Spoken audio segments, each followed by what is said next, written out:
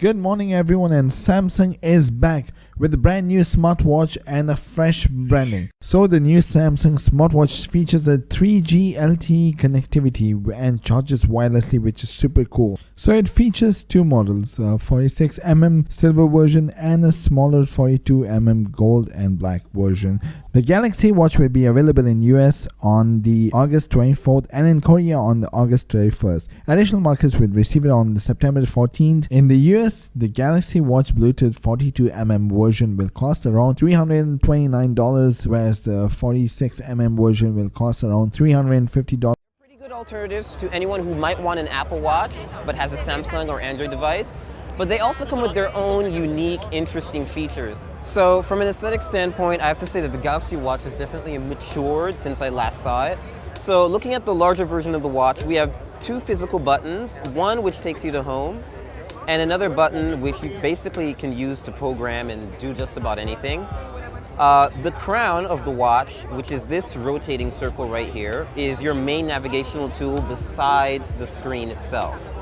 So from here you can get to the different home screens, the different scenarios that you would set up, like music, notifications regarding news, a barometer, and you can also add different widgets. So we could add an alarm, add a shortcut, a calendar, contacts, Samsung Health notifications, pretty much just everything that the Galaxy Watch can do, you can add as a separate screen.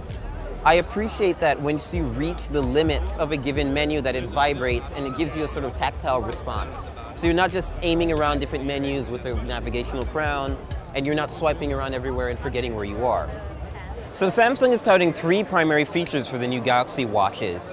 First and foremost, the My Day feature, which is sort of a daily summary watch face, which shows you how much time you have allotted through the day and what appointments you have and how to balance both. Second is the all-day battery life, specifically 4 days worth of purported battery life. And last but not least, activity tracking for up to 40 different activities, which are seamless and simultaneous. Meaning that if you switch from, say for example, running to cycling, the watch will pick up on that and calculate results in a different manner.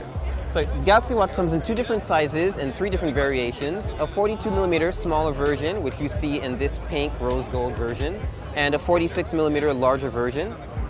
So basically this particular color only comes in the smaller version, presumably because this would be the women's size, because it's a smaller watch. Thickness compared to a real watch is about the same, and it's pretty surprising. It's not that much thicker than the real thing.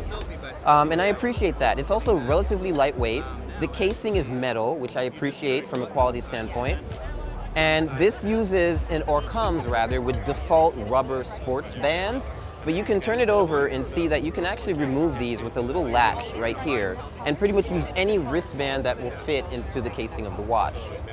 So the Galaxy Watches do come with LTE. You can get a carrier in the United States that supports them. Right now we don't have carrier availability, but Samsung has claimed that they've partnered with more than a dozen carriers worldwide to provide LTE capability for the Galaxy Watch. With LTE capability, you can receive calls, send them, talk to people, listen to Spotify, pretty much do everything you would with the Galaxy Watch normally that's paired to your phone, but just independently without needing a phone around. This is the 46mm version of the Galaxy Watch, and this is the 42mm. 42mm comes in this rose gold color and a black color option, and this one only comes in a silver color option. So they've got AMOLED displays.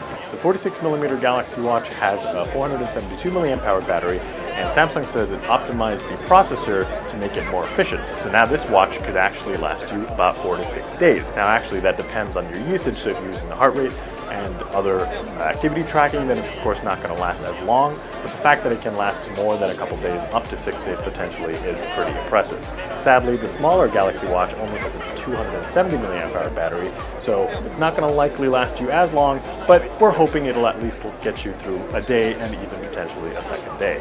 For the most part, the maximum amount of battery life you can get is 6 days on this larger one, which is quite impressive for a smartwatch because currently the Apple Watch can go up to perhaps 2 days, and most Android Wear watches, or I should say Wear OS watches, last only about a full day. One of the other cool things is there's heart rate sensor. Now this one, it actually continuously monitors your heart rate, so you can constantly just find out what your heart rate is. Hopefully mine's not too high.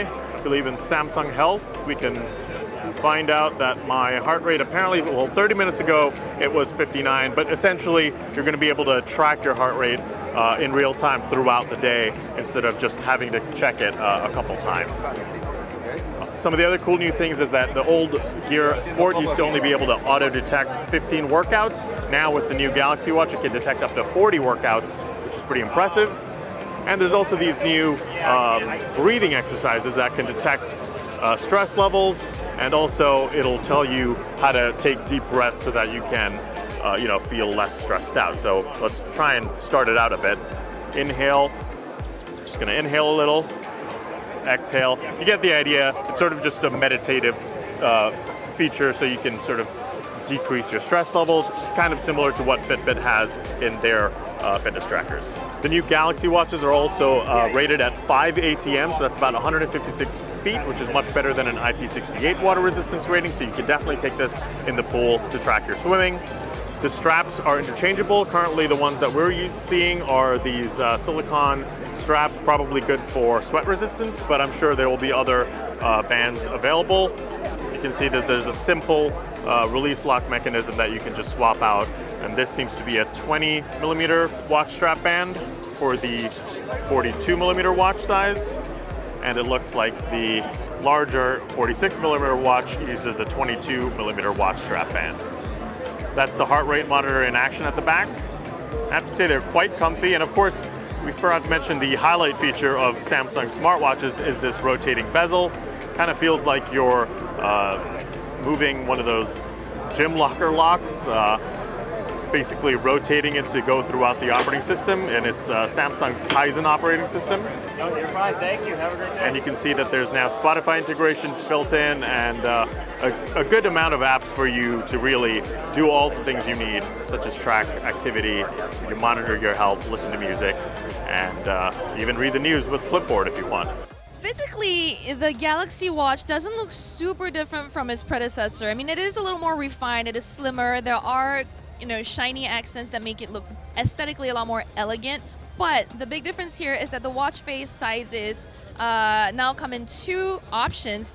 Over here in the rose gold is the 42 millimeter watch face, and on the left is the 46 millimeter version. Chunkier, way too big for my wrist, but the 42 millimeter sits really nicely. I also really like that color. And as is distinctive of the Gear line of smartwatches, we still have the rotating bezel here that you can use to scroll through widgets, go look at your apps, a bunch of other things as well, and it still has that satisfying click at each notch. This is something I've always liked about the Gear watches, so fans of that will appreciate that this is still here, and it still looks really nice. One of the new features here is stress testing, where they're using your heart rate to figure out how stressed out or panicked you are. As you can see, my stress is climbing the more I'm talking about this hands-on. So that's one of the new features here too, is that in addition to tracking your stress, they want to help you calm down. So you can press the breathe button, hit start, and just like Fitbits and Apple Watches have done in the past, Samsung's going to try to tell you to take a deep breath while a circle fills up, and then tell you to exhale in time with the circles on the screen. There's no actual haptic feedback going on right now to tell me when to start and stop, which is something that I pointed out was really a bad idea with the Fitbits. And now Fitbits actually implemented a better system, so you don't have to keep looking at your watch screen. So hopefully this is in the final version and that Samsung will do that. So I completed 2 breathing cycles. Let's see if it helped out my stress at all, which I think there's a back button that I can use up there. No, I actually went and got more stress. So I think this is a nice, relatively accurate indicator of how I'm doing. But you can also tap in to see your average stress level and your current stress level as indicated by the white and green arrows. And I am currently way above whoever wears this watch's average. There's a lot of other stats that you can track here as well. Now, speaking of stats, some of the new features here are also about exercise and workout.